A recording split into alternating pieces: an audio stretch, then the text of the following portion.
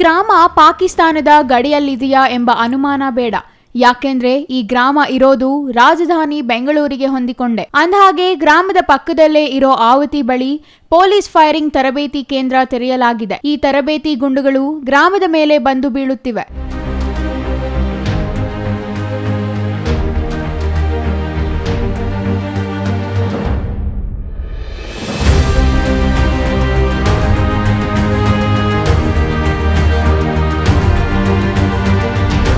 ಎರಡು 3 ಕಿಲೋಮೀಟರ್ ದೂರದ ಊರುಗಳಿಗೆ ತರಬೇತಿ ಬುಲೆಟ್ಗಳು ಬಂದು ಅಪ್ಪಳಿಸುತ್ತಿವೆ. ಗುಂಡುಗಳ ಮಳೆಯಿಂದ ದಿನನಿತ್ಯ ಸಾರ್ವಜನಿಕರಿಗೆ ಜೀವ ಭಯ ಕಾಡುತ್ತಿದೆ. ಹೊರಗಡೆ ಬರಲು ಮಹಿಳೆಯರು ಹಾಗೂ ಮಕ್ಕಳು ಹಿಂದೇಟು ಹಾಕುತ್ತಿದ್ದಾರೆ. ಈಗಾಗಲೇ ಕಾರು, ಮನೆ ಮೇಲಿನ ಶೀಟ್ಗಳ ಮೇಲೆ ಪ್ರಬಲವಾಗಿ ಬುಲೆಟ್ಗಳು ಬಿದ್ದು ಸೀಳಿವೆ.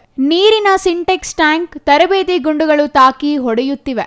ಈ ಬಗ್ಗೆ ಪೊಲೀಸ್ ಇಲಾಖೆಗೆ ದೂರು ನೀಡಿದ್ರೂ ಪ್ರಯೋಜನವಾಗಿಲ್ಲ ಅಂತ ಗ್ರಾಮಸ್ಥರು ಆಕ್ರೋಶ ವ್ಯಕ್ತಪಡಿಸಿದ್ದಾರೆ. ಕೂಡಲೇ ಪೊಲೀಸ್ ತರಬೇತಿ ಕೇಂದ್ರವನ್ನು ಬೇರೆಡೆ ಶಿಫ್ಟ್ ಮಾಡುವಂತೆ ನೀಲೇರಿ ಗ್ರಾಮಸ್ಥರು ಒತ್ತಾಯ ಮಾಡಿದ್ದಾರೆ.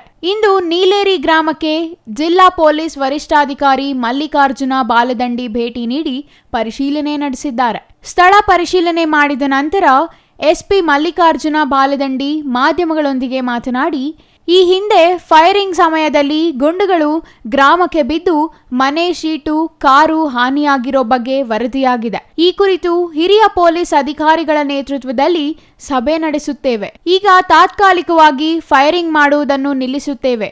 ತರಬೇತಿ ವೇಳೆ ಯಾವ ರೀತಿ ಆ ಭಾಗಕ್ಕೆ ಗುಂಡುಗಳು ಹೋಗುತ್ತಿವೆ ಪರಿಶೀಲನೆ ನಂತರ ಮತ್ತೆ ಪುನರಾರಂಭ ಮಾಡುವುದಾಗಿ ಹೇಳಿದ್ದಾರೆ. ಜೊತೆಗೆ ಫೈರಿಂಗ್ ಎಕ್ಸ್ಪರ್ಟ್ಗಳು ಸ್ಥಳಕ್ಕೆ ಭೇಟಿ ನೀಡಿ ಪರಿಶೀಲನೆ ಮಾಡಿಸುತ್ತೇವೆ. ಬೇಸ್ಮೆಂಟ್ ಏನಾದ್ರೂ ಎತ್ತರಿಸಬೇಕಾ ಚೆಕ್ ಮಾಡುತ್ತೇವೆ.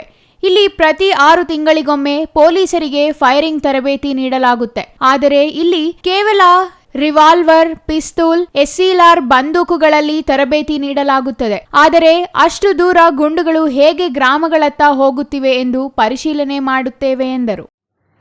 ಮೊನ್ನೆ ದಿನ ನಾನು DC ಅವರ ಆಫೀಸ್ನಲ್ಲಿದ್ದಾಗ ನೀಲೇರಿ ಗ್ರಾಮದ ಕೆಲವೊಬ್ಬರು ಗ್ರಾಮಸ್ಥರು ಬಂದು ಈ ಥರ ಅವತಿ ಫೈರಿಂಗ್ ರೇಂಜ್ನಿಂದ ಕೆಲವೊಂದು ಬುಲೆಟ್ಸ್ಗಳು ನಮ್ಮ ಊರು ತನಕ ತಲುಪ್ತಾ ಇದೆ, ಮನೆಯ ಶೀಟ್ಗಳು ಮತ್ತು ನೀರಿನ ಟ್ಯಾಂಕರ್ಗಳಿಗೆ ಏನು ಸಹಿತ ಹಾನಿಯಾಗಿದೆ ಅಂಥೇಳಿ ಒಂದು ಮಾಹಿತಿಯನ್ನು ಕೊಟ್ಟರು. ನಾನು ಆದಮೇಲೆ ನಮ್ಮ ಇಲಾಖೆಯ ಅಧಿಕಾರಿಗಳ ಜೊತೆ ಒಂದು ಚರ್ಚೆಯನ್ನು ಸಹಿತ ಮಾಡಿ ಇವತ್ತಿನ ದಿನ ನಾವು ಒಂದು ಜಾಯಿಂಟ್ ಇನ್ಸ್ಪೆಕ್ಷನ್ ಸಹಿತ ಮಾಡಿದ್ದೀವಿ.